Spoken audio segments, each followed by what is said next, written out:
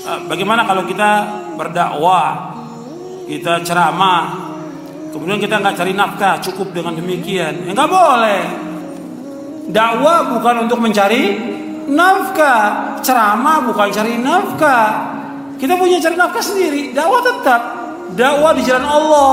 Ini perbuatan yang paling mulia dan ganjarannya sangat besar. Allah menyebutkan dalam Al-Quran, wa man ahsanu qawlan mimman da'a ila Allah wa amila salihan wa qala innani minal muslimin. Di dalam surah Fussilat. Dan tidak ada yang paling baik perkataan manusia tentang orang yang mengajak manusia kepada Allah dan dia beramal saleh dan mengatakan saya orang Islam. Dakwah ini ganjaran besar, besar ganjarannya. Makanya para nabi, para rasul alaihi wassalam, ketika mereka berdakwah itu mereka mengatakan, la as'alukum alaihi ajra in ajriya illa ala rabbil alamin. Sesungguhnya aku nggak minta ganjaran, nggak minta upah, nggak minta gaji dari kalian. Para nabi mengatakan demikian. Ganjaranku, upahku atas Allah Rabbul Alamin. Maksudnya begitu para dai, para ustaz dalam berdakwah, nggak mengharapkan sesuatu dari manusia, nggak makan uang, nggak mengharapkan amplop, nggak mengharapkan duit, nggak mengharapkan yang lainnya. Karena Allah.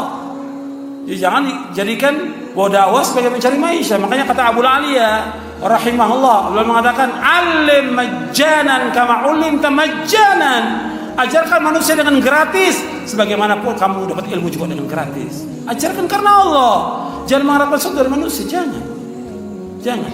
Ini Islam ajarkan. Disuruh orang ikhlas, yang pertama kali wajib ikhlas siapa? Ya dai-nya harus ikhlas karena Allah, nggak mengharapkan sesuatu dari manusia. Lihat para ulama terdahulu mengajarkan karena Allah.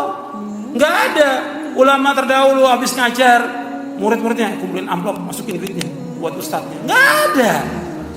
Kecuali zaman sekarang. Nggak ada, zaman dulu nggak ada itu. Kumpulkan uang untuk buat ustadz, nggak ada seperti itu. Bahkan si ustadz kalau perlu dia yang harus berkorban. Karena dakwah merupakan jihad dan dia wajib berjihad dengan apa? Dengan dirinya dan hartanya dia berjihad jalan Allah.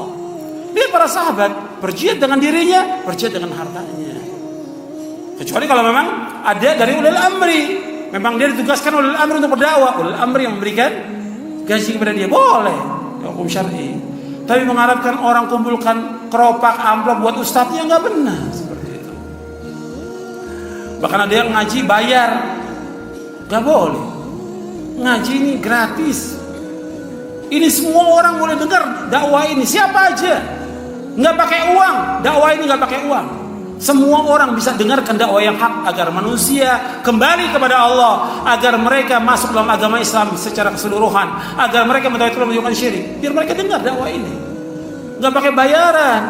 Apalagi sengaja bikin bayaran. Bahkan ada IO-nya lagi. Mang CEO juga nyari duit ini, bikin di hotel, bikin di pantai. Ini nggak benar. Ustadznya mesti tegaskan nggak boleh yang seperti ini. Karena apa? Orang akan rusak, dibedakan antara orang kaya dan orang miskin. Ente orang miskin nggak punya duit, nggak bisa ngaji di hotel, nggak bisa ngaji di pantai, miskin. Kan secara kasarnya seperti itu. Mesti dakwah di masjid semua orang dengar, orang kaya orang miskin sama, nggak ada bedanya. Karena ini ibadah kepada Allah Taala. Jangan pakai dibayar. Semua lakukan karena Allah dan jelaskan kepada mereka ini dakwah. Kalau mereka punya uang, mereka ingin bantu pondok, bantu masjid, bantu orang-orang miskin, bantu yang lainnya. Tapi bukan buat ustadznya, ustadz tambah kaya, bukan seperti itu. Ini harus perhatikan, jaga keikhlasan dan kita semua mengharapkan ganjaran Allah dan yang kita harapkan surga Allah Taala, bukan dunia. Dunia dan seisinya lebih jelek daripada bangkai kambing. Gak ada harganya meskipun hanya setebat sayap nyamuk. Yang kita cari wajah Allah, yang kita cari karena Allah, yang kita cari surga Allah. Itu semuanya harus diingatkan demikian manusia. Dan terus diingatkan supaya manusia sadar bahwa tujuan hidupnya adalah surga bukan dunia. Mudah-mudahan bermanfaat untuk saya dan untuk sekalian. Mudah-mudahan Allah mengampuni dosa-dosa kita. Allah memberikan hidayah taufik kepada kita, memberikan rahmat dan berkahnya kepada kita.